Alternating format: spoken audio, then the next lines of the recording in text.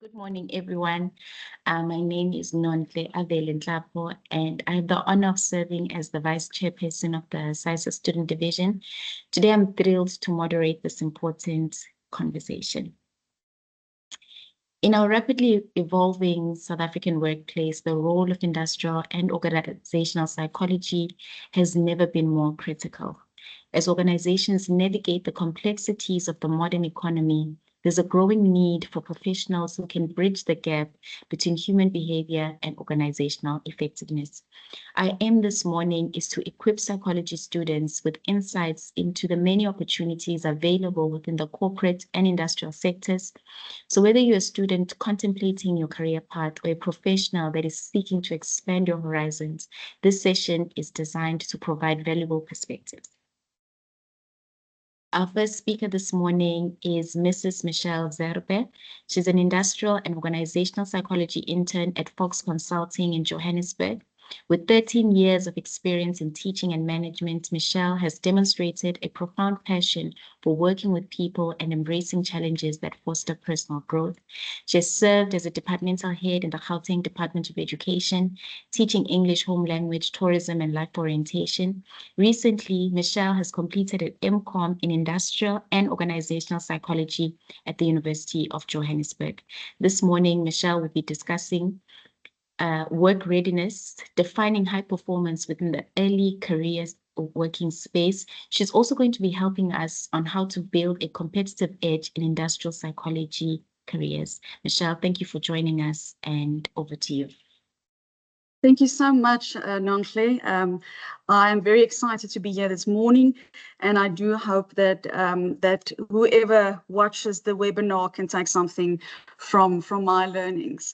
So yeah, I'm going to kick off. So guys, as you can see, I say from campus to career, work readiness, and building a competitive edge in industrial psychology careers. So what are we going to look at today? So the most important thing is I want to give you this quote this morning that says, "You are the only person on earth who can use your ability." You will see later on we talk about, taking responsibility, taking accountability, and that is what I would like to emphasize as well today. You are in charge of your future. We're going to be focusing on defining high performance in early career roles, identifying the key competencies for work readiness, learn how to build a competitive edge as an industrial psychologist with your personal brand, and explore practical tools for self-assessment and action planning. So why are these things important? Early career success, as you can see on the screen, is a strong indicator of further career development. Industrial psychologists, just like Nontle emphasized now, shape workplace success.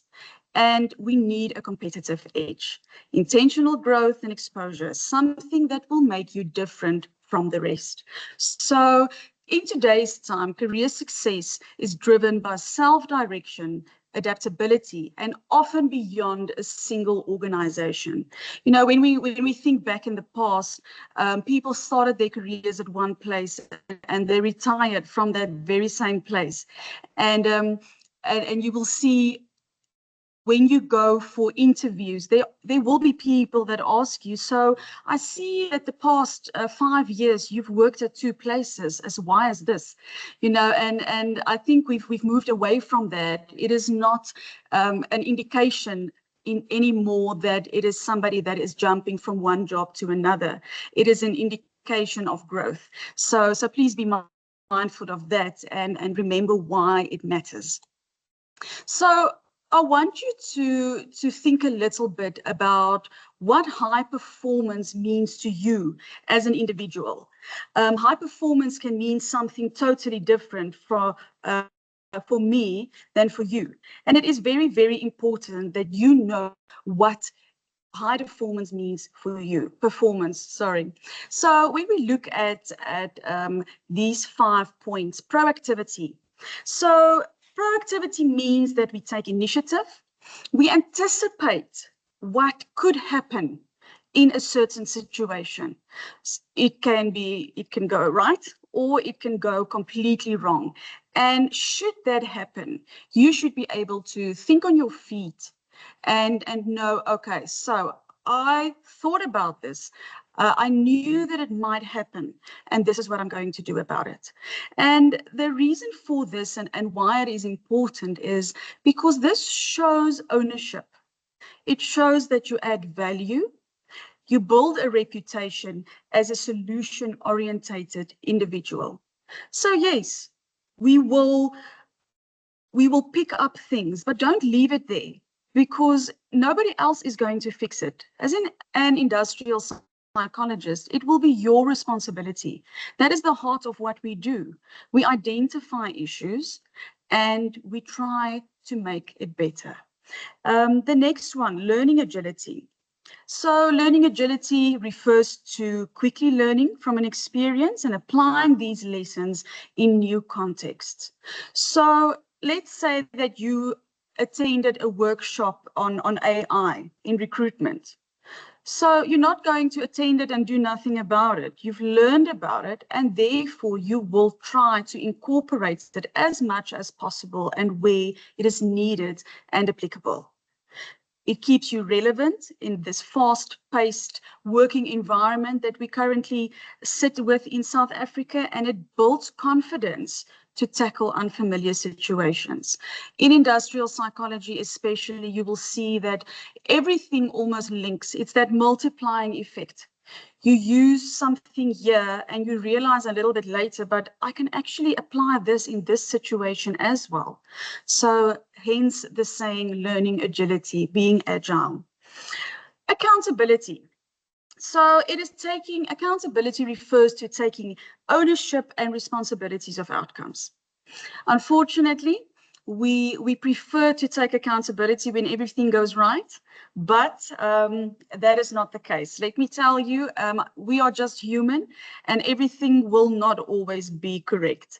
And the important thing with taking accountability is to indicate, you know what, I admit that I made a mistake or that it didn't work out the way I wanted it to. It builds a trust. And it just reinforces integrity in a professional setting. You know what? You can just say, I'm sorry, this was my mistake. Please give me some time. Let me correct it. And that is a very, very important thing because we as humans have the tendency to say, yeah, but if this didn't happen, this wouldn't have happened. People don't want to hear in companies, in the workplace, people don't want to hear that. They want to hear a solution. So, okay, this happened. What are we going to do about it? So please, please, please focus on accountability as well. It's very, very important. And then self-awareness. Self-awareness refers to you understanding your strengths, your weaknesses, what is it that triggers you, and how does it affect others. This is also very important, and you will see if you are currently busy with your master's degree, you do a lot of psychometrics, personality. They test almost everything of you as an individual.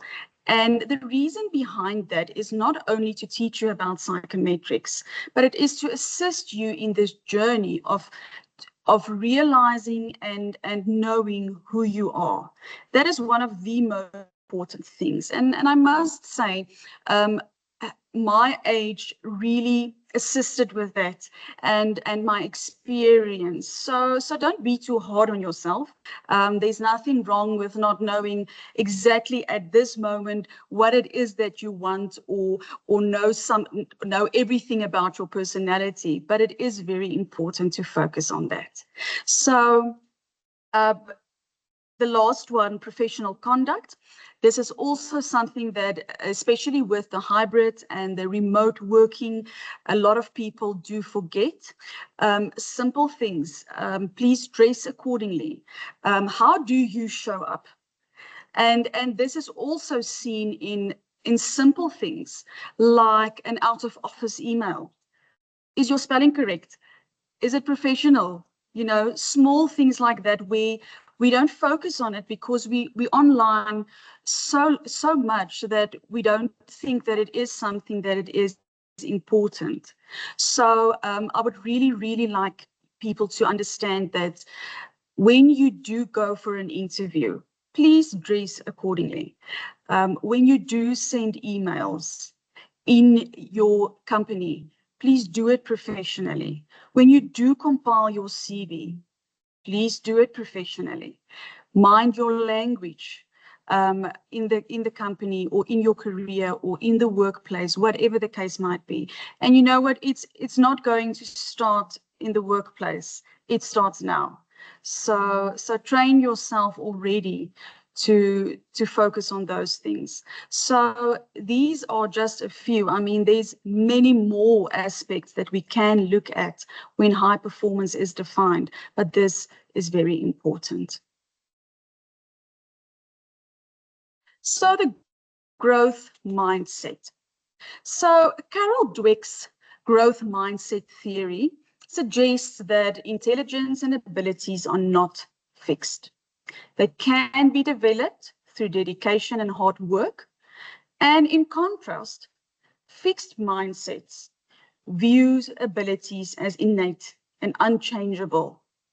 A growth mindset encourages embracing challenges, seeing effort as a pathway to improvement, and viewing setbacks as opportunities, you know, fostering resilience and a love for learning. So I want to stop here a little bit and just go into what I've experienced. I do believe that sharing personal experience indicates that it's authentic. Like I said in the beginning, when you look at textbooks, yes, it's brilliant, but it doesn't feel real. So I studied my undergrad at Northwest University, tourism and psychology. And nobody tells you that with an undergrad psychology degree, it's very difficult to path a career for yourself. I decided after that, struggling to find a job, that I will do my PGCE, my postgraduate certificate in education, and that is how I entered the education sector. I did not forget about the dream of becoming a psychologist, and I did my honors in counseling psychology at UNISA. It was a little bit difficult at that stage because now you've already started working, you've got responsibilities. So how do you do a master's full time?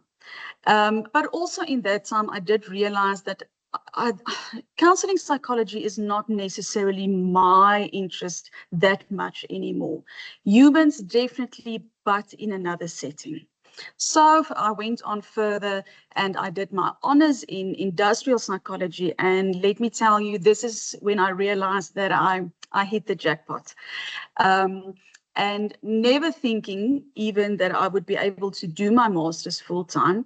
I was looking to do a postgraduate diploma, an advanced diploma in remedial education. And as I was on the website, I saw, oh goodness, but the applications for the masters for industrial psychology is still open. And I sent in my application. A month later, UJ contacted me and said, no, I applied for the MPhil. I must at least quickly change my application to MCom because it's just the wrong stream. I did that, and lo and behold, a week later, they phoned me. I was through to the next round. And the 12th of December, 2023, I was informed that I was accepted. And then I decided that I'm going to resign, like I said, from my departmental head position. And yes, I'm not looking back one moment. So what I'm trying to bring through here is that we should be open to change. We should be open to following that dream. I said to you that in today's time, there's no linear career. You know, like I said, I started in education. I continued my studies, but not in 100 years that I think, and it made me quite despondent because it was really something that I wanted to do. But, you know, reality is, like I said, we've got responsibilities and so forth. And I made the change. And like I said, it was absolutely fantastic. When I see people and I tell this to them and I explain it to them, the only thing that I can think of is that I'm living the life, and I'm 38, just as a side note. So please do not see these setbacks or these challenges as this is the end of the road. Please do not stop. So it says here that there are two main mindsets we can navigate life with: growth and fixed. Having a growth mindset is essential for success. So please, that is very important. Write it down somewhere. I don't care where, but you need to see it every single day. So when we look at the pie model of Harvey Coleman, it basically refers to how well you execute your duties and you deliver. It is the foundation of your career, and it ensures that you meet expectations and contribute effectively. Then we also look at, how do people perceive you? What is your professional brand? What is your professional conduct? How do you walk into a room and present yourself? So it is also about building a professional image and demonstrating your skills, expertise, and leadership qualities. Then exposure. I'm going to come back a little bit. I think I jumped my introduction, but I'll come back. So our exposure, this refers to how visible you are to key decision makers and the extent to which your contributions and accomplishments are known. So I'm not saying that you should be in people's faces 24/7. There are subtle ways of doing this. But like I said in the very beginning, you are in charge of your brand. And therefore, it is important that you, like I said, not up in people's faces, being Miss Goody Two Shoes or whatever the case might be. It is important that you are seen, that you sell yourself. Because as you can see, when we look at the pie model, your performance is 10%, your image 30%, but your exposure 60%. And it comes down a little bit to the correct people seeing what you are capable of. But don't see it as something negative. Be active, be there, be present. And you know what? It almost comes naturally when you are enjoying every moment of what you are doing. So like I said, I interrupted myself. That is something that I do quite regularly. So as you can see on the screen, it says basically that a future employer will look for a track record on which you can build. One way to develop this is to look at the three things that I just mentioned. So like I said, your performance. And you know what, this happened quite a lot in education when I was a teacher. You know, every single person in a classroom is performing brilliantly. You know, they're doing their best. They're getting along with the learners. There's discipline. The learners are performing. But it's almost like nobody is seeing it. You know, there's just so many people and nobody is seeing it. And this happens in corporate as well. Everybody is running around like headless chickens, trying to do what they are supposed to do. So yes, it is important to perform well, but if nobody is seeing that and you are not portraying a good image, it won't help at all. So I would really like you to remember that. So it says here that success is doing good work and being visible. You know, get involved with projects or whatever the case might be that is not necessarily in your scope. because that is something that you will be able to put on your CV. That is another aspect of the company that's getting to know you, and where you can make an impact. So please be reminded of that. So when we look at skills for work readiness, this is something that they will teach you quite a lot during your course, but I want us to have a little bit of a look at this as well. So when we take any of the 5 skills that I've put here, so what does digital literacy look like for an IOP in 2025? And this is about your Skills Act. I mean, AI is currently a humongous topic, especially in our field. And if you are not up to date, if you don't know how it works, how to use it ethically, you are going to fall behind. So let's start from the beginning. So emotional intelligence. So this is the ability to recognize, understand, manage, and influence emotions in oneself and in others. You know, when we look at my inside profile, I'm a very red person. And red is a fiery person, busy person. So it is important for me to, on a daily basis, manage my emotions effectively. And also to sometimes put my emotions a little bit to the background and focusing on the person on the other side of the desk or that's standing opposite me, and to put myself in their shoes. And that is very important, especially seeing that we're working with people every single day. Time and energy management. So this is this is something that you will see in your master's degree. It is something that you learn very, very quickly. Do you have the ability to prioritize tasks, to manage your workload, and still maintain energy across multiple responsibilities? There's no such a thing as currently Michelle is busy with recruitment. Please leave her alone so that she can focus on that. Guys, that is not the reality. You will be busy with recruitment. Somebody is looking for you to assist, for example, with their pension fund access or login details. And then another person is looking for you because somebody is upset. There was a misunderstanding or whatever the case might be. So it is important to look after yourself, because if you do not manage this properly, burnout is definitely a very strong option for you. What I want to say here as well with time and energy management, especially for our younger audience, please remember the importance of setting boundaries. Yeah,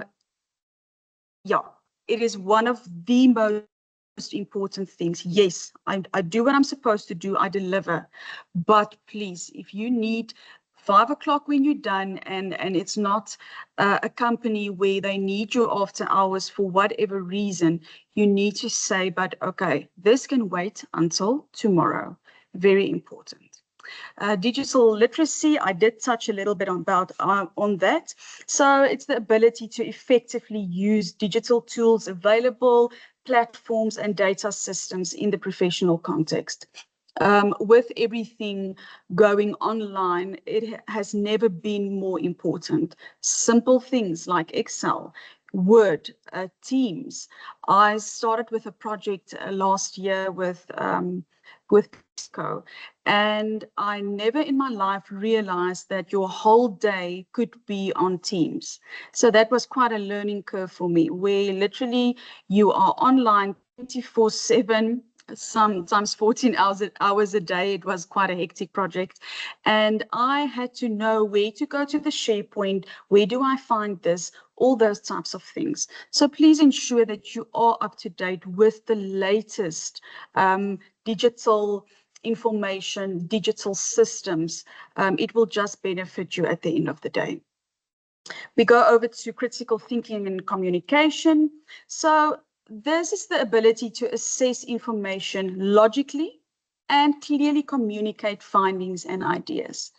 So let's say that you are asked to explain why a certain team's performance is declining. Instead of jumping to conclusions, you need to analyze. This is why, once again, digital literacy with our psychometrics, everything comes together. You need to analyze the absenteeism data, the team climate, the culture, the changes in the organization to identify, but what is affecting the performance of this team? You can't just say, you know what, they're just lazy or they don't get along. So it must only be that. Why is it that they don't get along? Do they not understand one another? So please do focus on that as well. And then communication, something that I cannot emphasize enough. Clear, concise is the most effective way of communicating. You know, people don't want to stand and look at you and you're like, so I need you, no, please be prepared, be ready, communicate effectively. That is very important.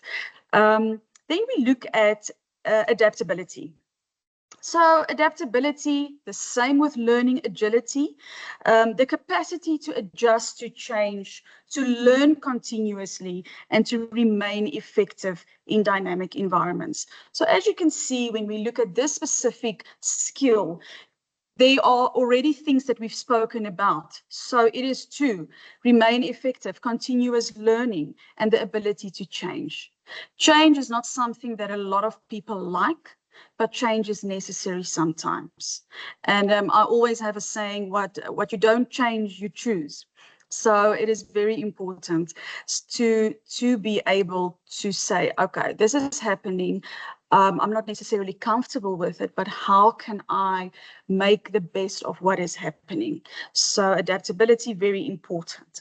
And if we can take an example or look at an example, your client decides to move forward from in-person to virtual training within a week. You quickly redesign your learning materials, you explore the Zoom breakout rooms and Mentimeter. Can you see that the digital literacy is coming in again?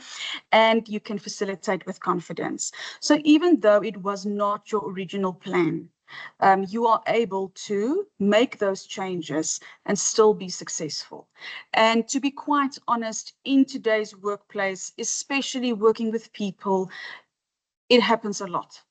Nothing is ever what it seems. And this comes back to anticipate anything that could happen, that can go wrong. Be ready for it. That would almost be your biggest advantage if you can do those two things effectively. So I want you to have a look, to rate yourself on the following, on a scale from 1 to 5, where 1 is the lowest, 5 the highest. Your communication, your time management, feedback use. So feedback use will focus on, do I experience criticism as something negative and I internalize it? Or do I see criticism as something that I can learn from to better myself?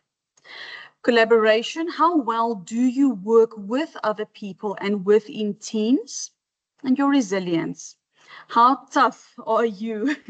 When the going gets tough, the tough gets going. So that is very important. And when you've rated yourself, be honest. What are your areas of development that you need to look at? So we can also then look from what you have identified in the previous slide to develop an action plan. What are your growth goals? What is it that you can do within 30 days? Who can assist you? Guys, remember, nobody is an island. That you will always need people.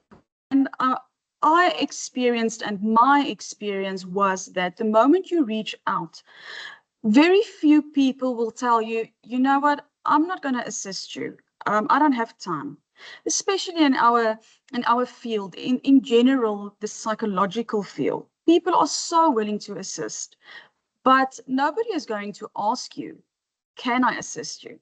You need to be the one to take responsibility and to reach out and find those people. And you don't have to have 30 people that you are asking stuff. Identify people with the they are strong in what you are a little bit weaker in, and ask them to assist and guide and mentor you. There's nothing wrong with it. I still do it up till today.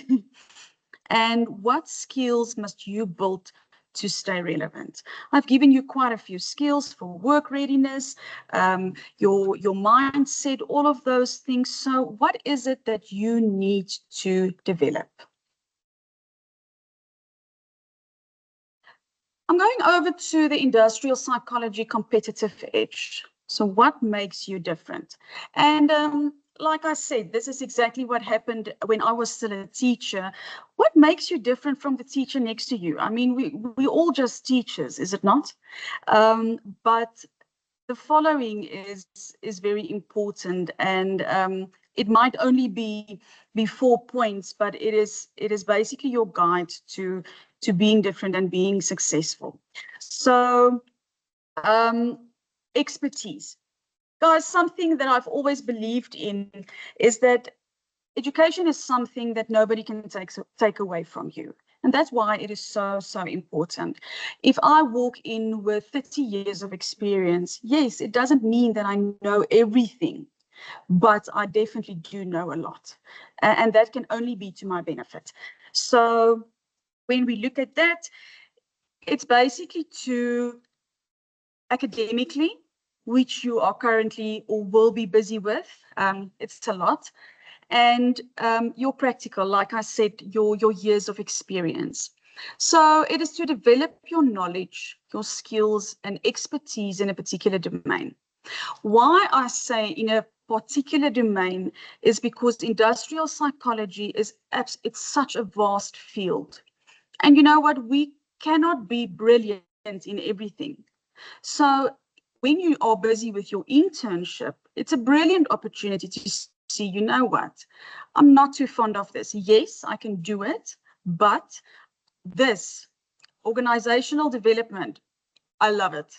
Yeah, I'm going to thrive. So that is very important, to bring your expertise. Your exposure, we go back to the pie.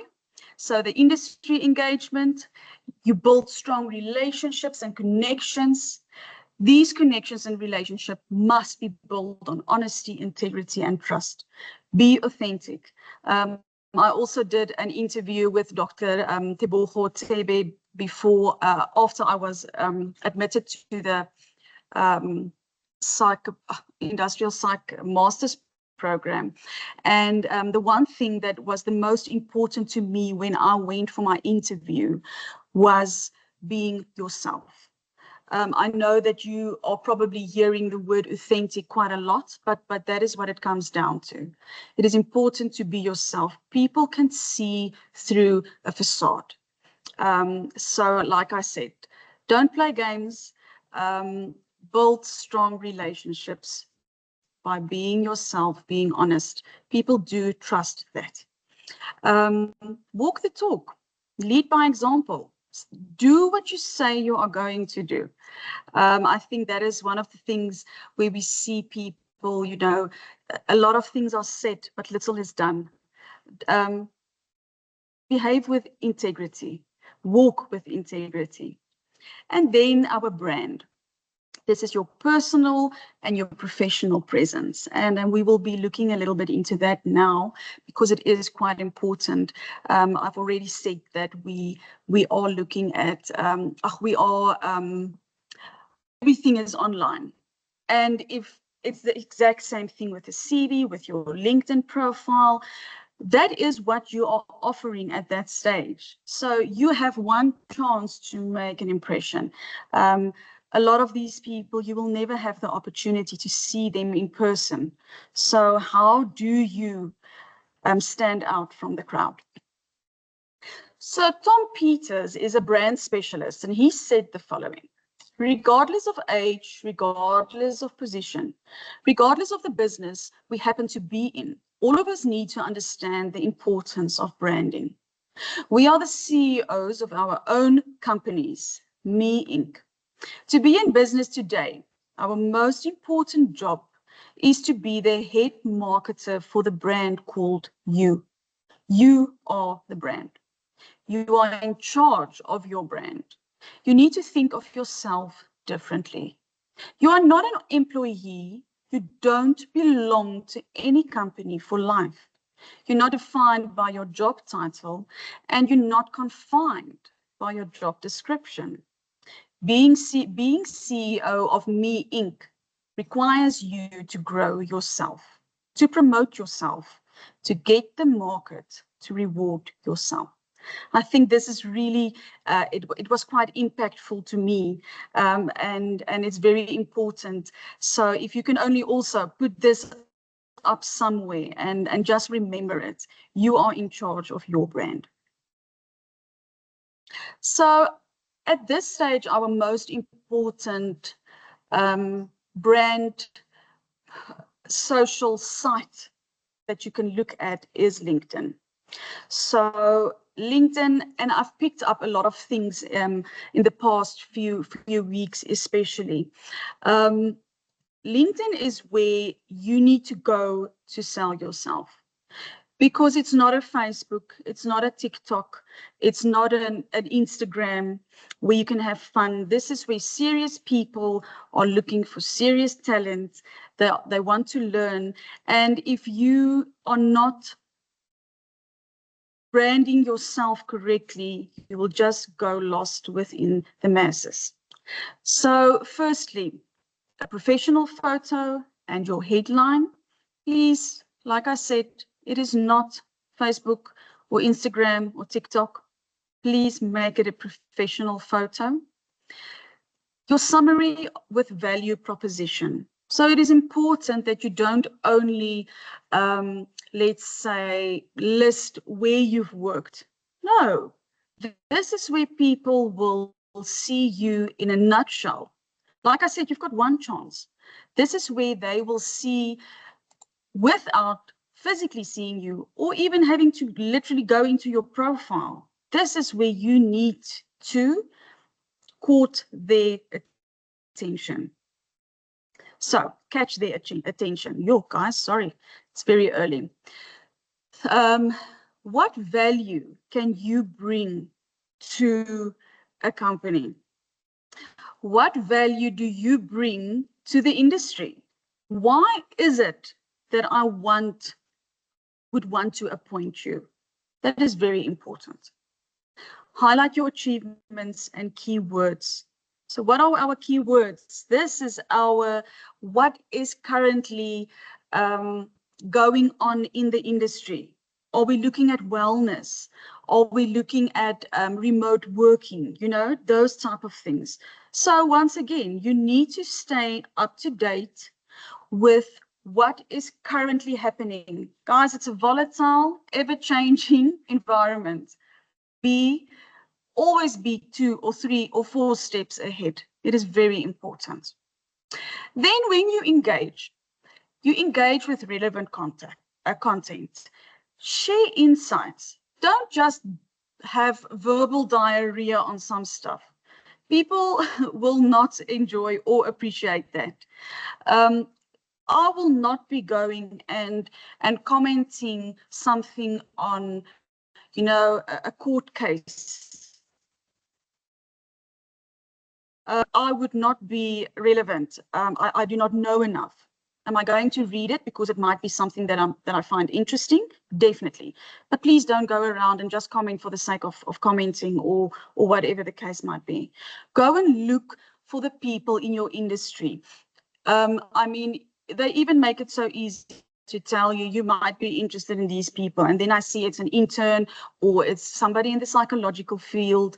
And that is brilliant, because as IOPs as well, we are not secluded from the rest of the psychology streams. You know, we all need one another.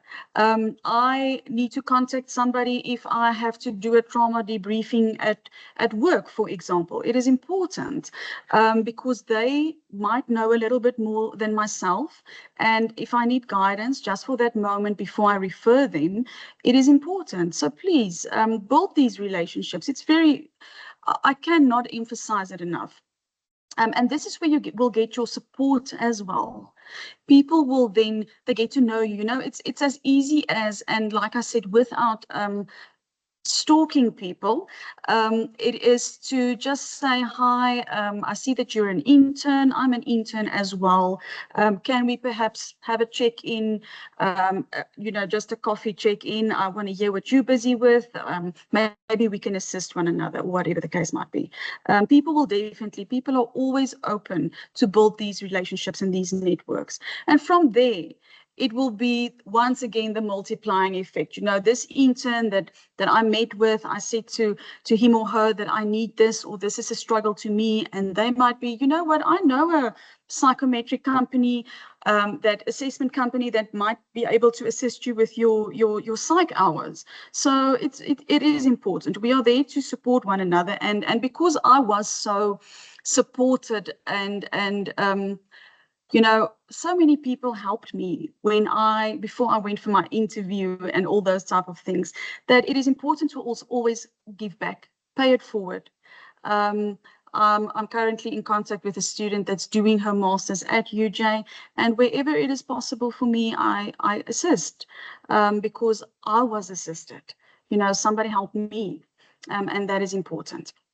And lastly, but definitely not least, and like I said, there are a lot of other things that we can mention and work with, but ensure that your contact details are visible. So people don't want to, now I need to go here, I need to click here. Where's this person contact details? How do I get in contact with this person? Where is this person located or whatever? Make it clear, make it concise. The way you would communicate in person, do the same online as well. And like I said, please, very important, do not go and make social posts on LinkedIn. And having said that, also please be mindful what you do post on your private social media. Companies do have a look at that. So yeah, don't put yourself in an uncomfortable position. So I would like to give you a little bit of a industrial psychology career toolkit. Like I said, this is not the only thing that you can use, but this is at least to start. So let's look at the checklist. Just the way that I emphasized that your LinkedIn is very, very important, so is your CV as well. Please make sure that it is professional, that there's no spelling mistakes, that the spacing, your, what do you call it? Not your language, goodness sake, your font, all of those things. Please make sure that there's consistency throughout as well. That is very important. And then your portfolio. Luckily for us, we do a lot of that with our internship. You will have a whole portfolio with every single thing that you did every single second of the day. But please keep it up to date. Also, please keep it professional. I did mention your LinkedIn profile. We also did talk about having a mentor or a coach. And please don't think that everything is expensive and everything is paid for. You know, there are students like myself that would be more than willing to assist in mentoring or coaching. Please do remember that when you do contact a mentor or a coach, it is not that person's responsibility to do everything for you. This is, once again, accountability. This is where you take responsibility for your branding, for yourself, for your development. So they are there to assist, but it's up to you to do what is necessary in order for them to assist you. They're not going to do the research for you. They're not going to fix your CV for you, but they will be there to walk the road with you. And then a reflection journal. This might sound quite strange or even a little bit over the top. But, I have a little book where sometimes I'm just like, okay, so what did I learn today? Why was I feeling uneasy? Why am I upset? And, by reflecting on that, you definitely grow. It is just when we put things aside and we just continue, it just becomes part of the stack in our brains, and we don't work through it and we don't grow. That is when you get feedback, you are reactive. Instead of saying, okay, I'm taking this criticism. I don't like it. Nobody likes criticism.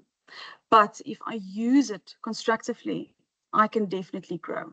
So, have a look at that reflection journal. You will also, within that, pick up your triggers, your shortcomings, your areas of development, and definitely your strengths. So there is method behind the madness. So I would like to leave you with a final reflection. And I would like to ask you, what's one action that you'll take today? Guys, there's no such a thing as maybe next week or the week after that. The time is now. Whether you are applying, whether you are busy studying, whether you're an intern like myself, the time is now. Because if you don't start now, you aren't going to start. Be proactive. I would like to thank you very, very much. I do hope that I gave you some insight. There's a lot more that I can talk about. So you're more than welcome to be in contact. My email address is on, my LinkedIn profile is on there. Like I said, please reach out. If I don't know, I will definitely ask somebody or find somebody that will be able to give you an answer. Thank you so much. Thank you so much, Michelle. Wow, this was so insightful, and I'm really glad that we were able to connect via LinkedIn, as you said. I think that this webinar is just proof of what you were saying, that when we do reach out, we'd actually be surprised that people are actually willing to assist. So thank you so much for all your insights. I do believe that perhaps some of my colleagues might have questions. So if anyone has a question for Michelle, while she's still in the room, please raise your hand. But I just wanted to reflect on a point that she shared, particularly when she transitioned from a role as a teacher. And I assume you're already comfortable, but uncomfortable in the sense that you were not uniquely positioned in your purpose, as yet. And I think that finding your niche in psychology is about discovering where your passions, where your skills and interests align with these vast skills, as Michelle has also explained to us this morning.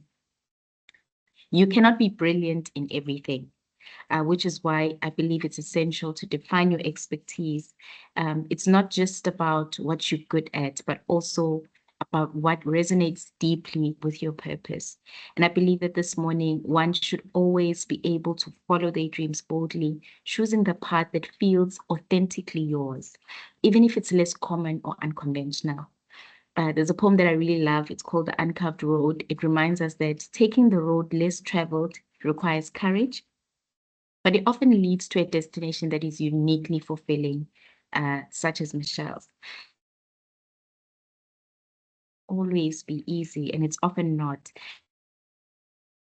That growth and clarity emerge. By carving a space in psychology, you're not only making an impact on the lives of others, but also so much for joining us again this morning, Michelle. I just have 2 questions if you are willing to take them.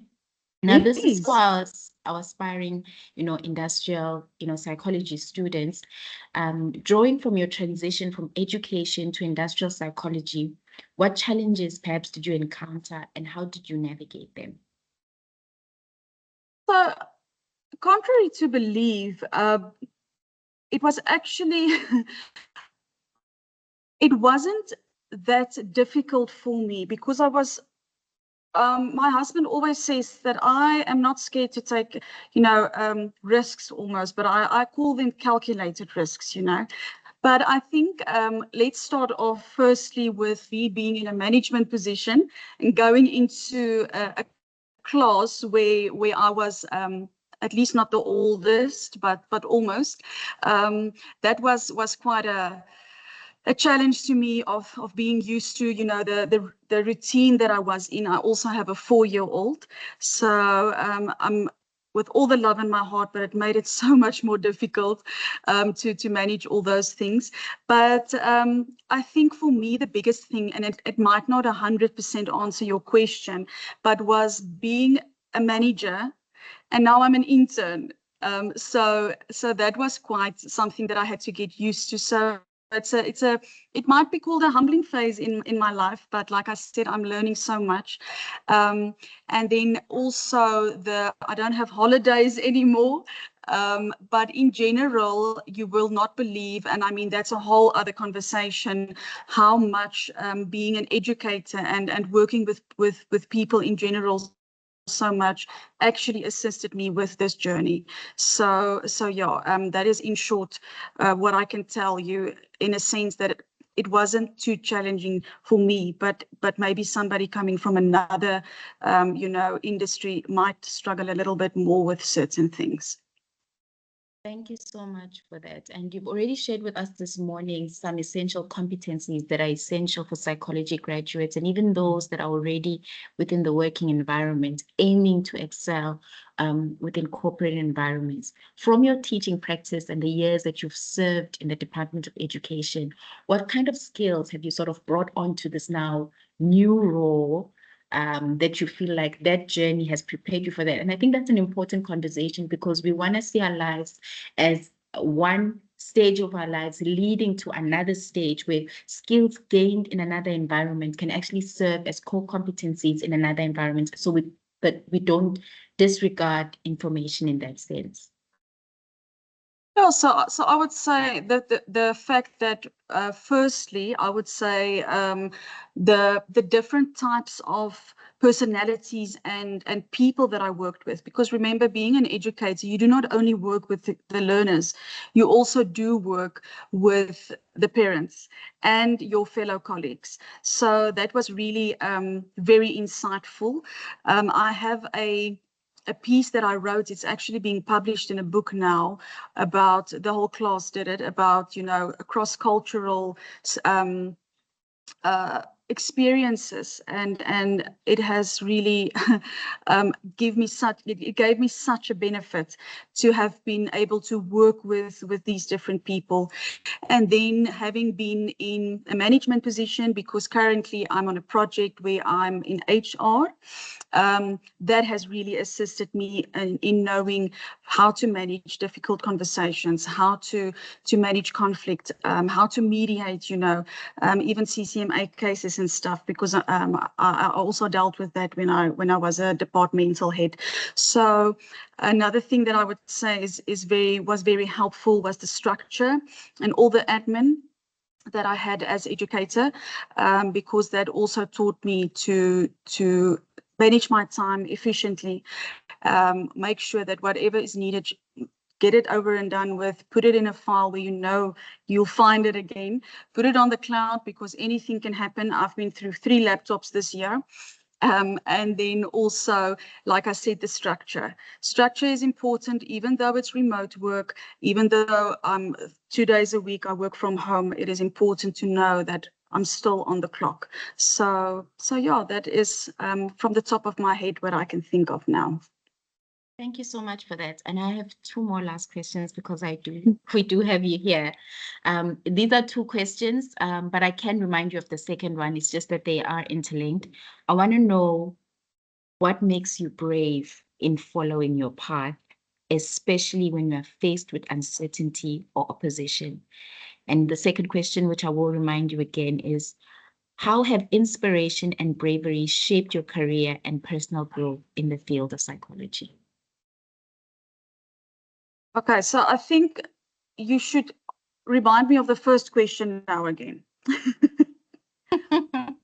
Okay, I think we can take it one question at a time. What Please. makes you brave? What makes you brave in following your path, especially when faced with uncertainty and opposition? Okay, so yes, it actually links quite a lot with the information that I've given here. You know, when I made this decision to, like I said, from at my age, with a family, to go to change, to just literally resign, and I am going to study full time, was the fact that I had a village. Firstly, I had a village that assisted me, and yeah, I'm forever thankful for them. But it's also to the importance of knowing who you are, knowing what you can bring to the table. Never underestimate yourself in the sense of, you know, yes, it might sound easy, or people might think, yeah, but Michelle, you've got experience, you are older.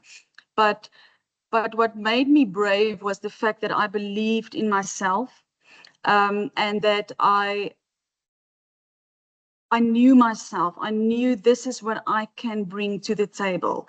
And I also do know that I'm an extremely hard-headed, hard worker, and that it doesn't matter what happens, I will make it work. So I'm an extremely resilient person, and that really, really assisted me. But I think the most important was the fact that I believed in myself. Thank you so much for that insight. And my second question would be, um, how have inspiration and bravery, now that you've, explained it to us, how has that experience shaped your career and personal growth in the field of psychology? More often than not, we want to separate our personal life from our professional lives.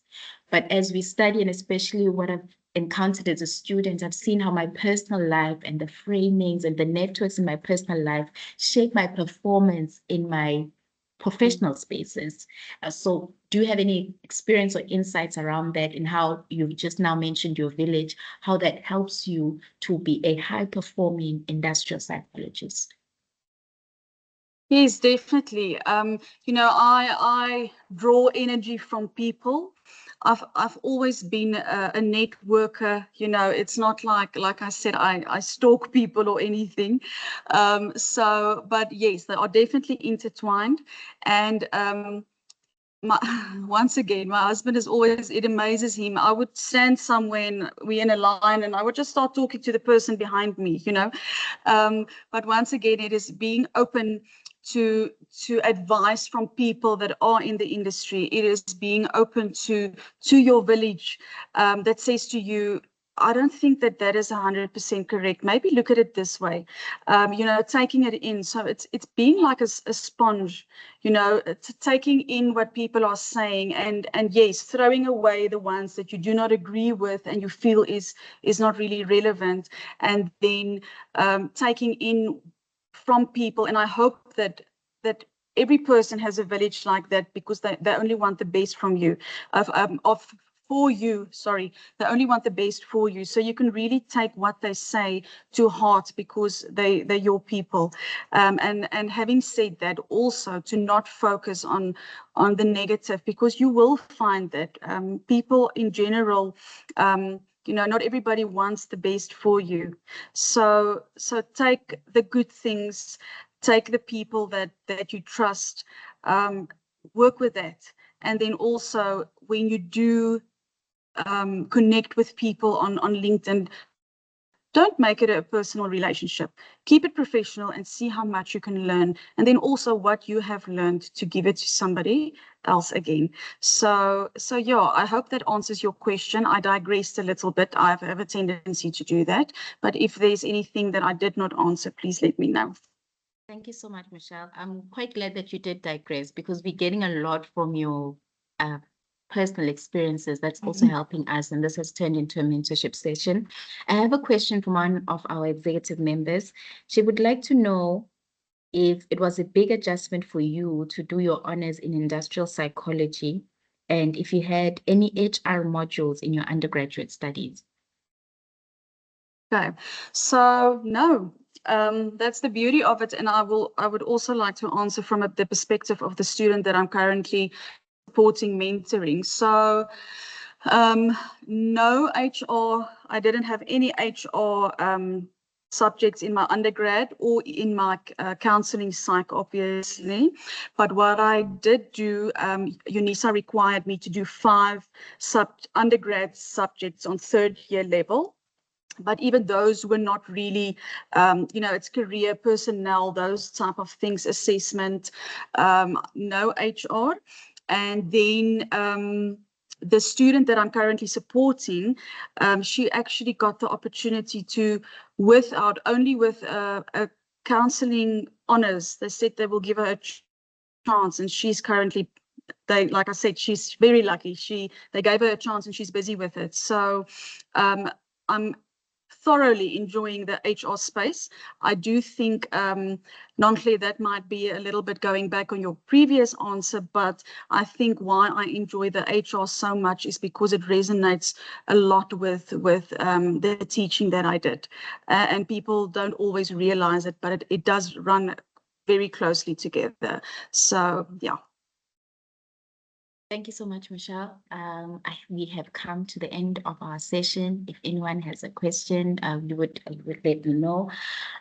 We are so privileged to have had you join us and to come and reflect on your personal journey.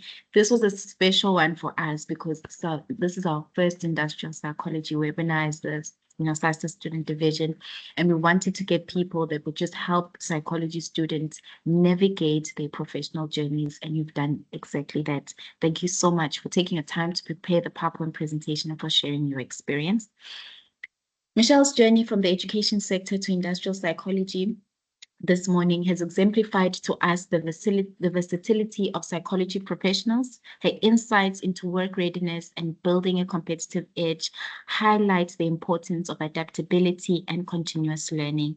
Michelle's emphasis on defining high performance has provided us this morning with a roadmap as early career professionals as we strive to make meaningful contributions in the corporate world.